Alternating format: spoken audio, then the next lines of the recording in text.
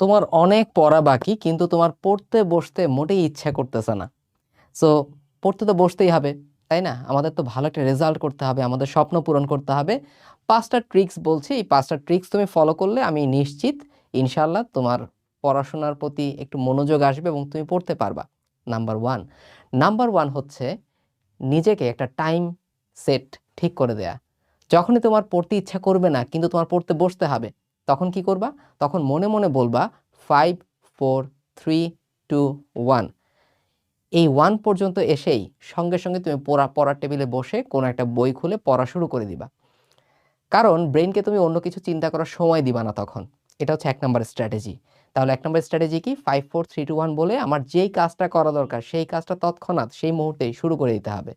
এবং নাম্বার 2, এই যে তুমি কাজটা শুরু করলা, এখন তোমার ব্রেইন বারবার বলবে আমার মোটেই পড়তে ইচ্ছে করতেছে না, তোমার মন বলবে আমার এখন মোটেই পড়তে ইচ্ছে করতেছে না। কিন্তু তুমি তোমার ব্রেইন আর মনকে এই বলে শান্ত করবা যে আমি বেশি সময়ের জন্য পড়বো না রে ভাই, আমি সর্বোচ্চ 10টা মিনিট পড়বো। এবং বেশিরভাগ ক্ষেত্রে আমি এই ব্যাপারটাই খেয়াল করছি যে 10 মিনিটের জন্য আমরা যখন পড়তে যাই তখন আমাদের একটা পড়ার পেজ চলে আসে, এবং সেই পেজটা ধরে রাখতে হলে ধরে রাখতে রাখতে দেখা যায় অনেকক্ষণ আমরা পড়ে ফেলতে পারি। এটা হচ্ছে 2 নম্বর স্ট্র্যাটেজি, যে কমপক্ষে 10 মিনিট তুমি পড়া টেবিলে নিজেকে আটকাইয়ে রাখো, তাহলে দেখবা কিছু দূর পড়াশোনা হচ্ছে। নাম্বার 3, একটু হাঁটাচলা করো, একটু মুভ করো। বডি মুভমেন্ট হলে ব্লাড সার্কুলেশন হবে, ব্রেইন একটু ব্লাড পাবে। একটু ডিহাইড্রেশন হয়ে গেছে তোমার, সো তুমি একটু পানি খাও, অল্প একটু পানি খাও, 40 45 মিনিট পর পর একটু পানি খাও। পানি খেলে কি হবে? তোমার হচ্ছে রিহাইড্রেশন হবে এবং দেখবা তোমার পড়াশোনার প্রতি একটু মনোযোগটা ফিরে আসছে এবং তোমার বোরডম যেটা ক্রিয়েট হয়েছিল সেই জিনিসটা কেটে গেছে। 4 নাম্বারটা হচ্ছে নিজেকে ছোট ছোট অ্যাচিভমেন্টের রিওয়ার্ড দেওয়া। ব্যাপারটা কীরকম? অনেকে মনে করে যে আধা ঘন্টা 40 মিনিট পড়ার পরে আমি এই জিনিস খাবো, এটা একটা এক ধরনের রিওয়ার্ড। বাট আমি যে জিনিসটা বেশি ফলো করতাম সেটা হচ্ছে, ধরো আমার পড়া দরকার হচ্ছে 20 পেজ।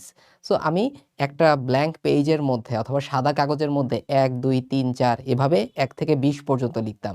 যখন আমি একটা পেজ পড়ে পড়ে ফেলতাম তখন আমি ওই 1 কেটে ফেলতাম, যখন 2 নাম্বার পেজ পড়া হয়ে যেত আমি 2 কেটে ফেলতাম। এভাবে আমার মনের মধ্যে হচ্ছে মাইক্রো অ্যাচিভমেন্টের ব্যাপারটা হচ্ছে, এই কনসেপ্টটা চলে আসে। বুঝতে পারছো? সো এই জিনিসটা খুব ইম্পর্টেন্ট, এবং এটা করতে করতে দেখবা যে তোমার পড়াশোনা অনেক দূর আগায় গেছে। 5 নাম্বারটা, মেডিটেশনের ব্যাপারে তোমরা সবাই জানো, কিন্তু এটা জটিল কোনো ব্যাপার না। সত্যি কথা বলতে আমরা যারা মুসলিম আছি তাদের জন্য সালাত আদায় করাটাই কিন্তু একটা মেডিটেশন প্রসেস।